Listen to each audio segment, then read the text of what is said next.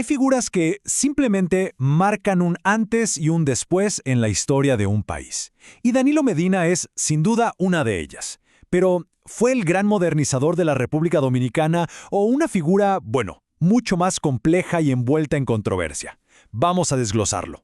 Y antes de que arranquemos, si les apasionan estas biografías que de verdad definen épocas, lo mejor que pueden hacer es suscribirse para no perderse ningún análisis como este. Muy bien, vamos a meternos de lleno con esto. Esta frase es potentísima, y es el eje de todo lo que vamos a hablar hoy. Resume perfectamente la dualidad de un líder cuyo impacto es tan innegable como, digamos, debatido. Así que vamos a explorar la historia de este hombre y la huella profundísima que dejó en la República Dominicana. Su nombre completo, Danilo Plutarco Medina Sánchez, pero para millones de dominicanos él era y sigue siendo simplemente Danilo. Un nombre que suena cercano, ¿no? Y esa cercanía fue absolutamente clave en su conexión con la gente. Miren, para entender al presidente, primero tenemos que entender al hombre, de dónde viene. Porque sus orígenes no solo le forjaron el carácter, sino que básicamente fueron la brújula de toda su carrera política. Y todo comienza en un pequeño pueblo. Su ascenso fue, la verdad, bastante rápido. Nace en el 51 y para el 73 ya estaba metido de lleno en política con el PLD. Se forma como economista en el 84, lo que le dio una base técnica muy sólida. Y ¡pum! Apenas 2 años después, en el 86, ya tenía un puesto en el Congreso. Una trayectoria que desde el principio prometía mucho.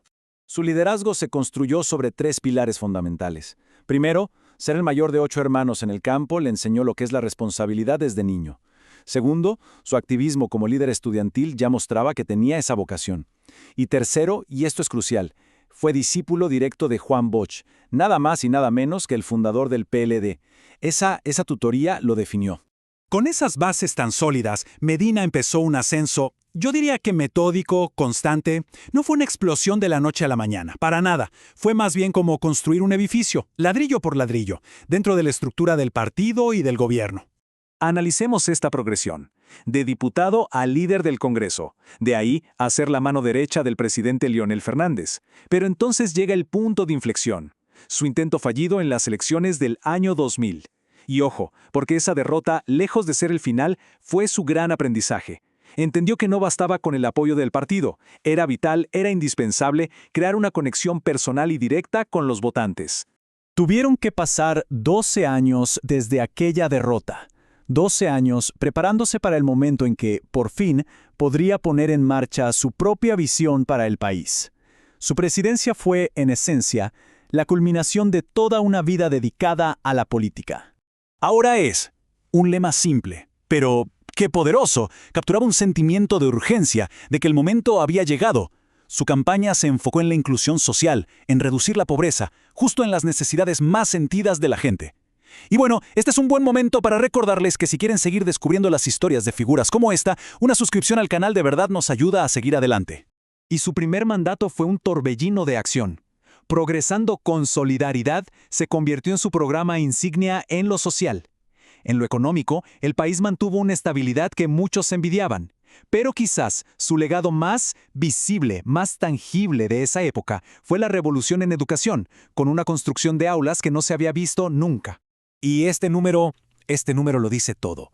62%. Esa fue la mayoría aplastante con la que fue reelegido en 2016.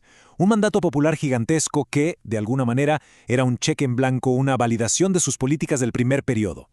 Pero el segundo mandato fue una historia de 2 caras. Por un lado, sí, continuó la estabilidad económica, siguieron los grandes proyectos, pero por el otro, empezaron a crecer las sombras. La deuda pública, las acusaciones de corrupción que no paraban y, sobre todo, esa polémica enorme sobre un posible intento de cambiar la Constitución para reelegirse de nuevo. Después de 8 años en el poder, llegó la hora de hacer cuentas. ¿Cómo se va a recordar la era de Danilo Medina? Y es aquí, justo aquí, donde la historia se vuelve más compleja y el debate sobre su legado se pone de verdad intenso.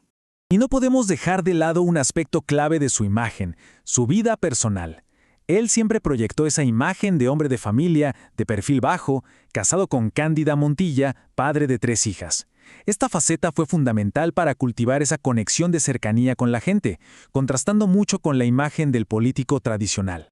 Entonces, si ponemos todo en una balanza, Los activos son claros, son visibles. Infraestructura moderna, avances educativos gigantescos, programas de inclusión social. Pero los pasivos pesan y mucho. Dudas muy serias sobre la transparencia, acusaciones de corrupción que dañaron la confianza pública y tensiones tan fuertes que terminaron por romper a su propio partido. Un legado, sin duda, de luces y sombras. Y así llegamos a la pregunta final. ¿Qué pesa más? ¿El cemento de las escuelas y las carreteras o el peso de las dudas y las acusaciones? Danilo Medina fue, sin duda, un arquitecto. Pero el debate sobre si su construcción tiene cimientos sólidos o agrietados es un debate que la República Dominicana va a seguir teniendo por mucho, mucho tiempo.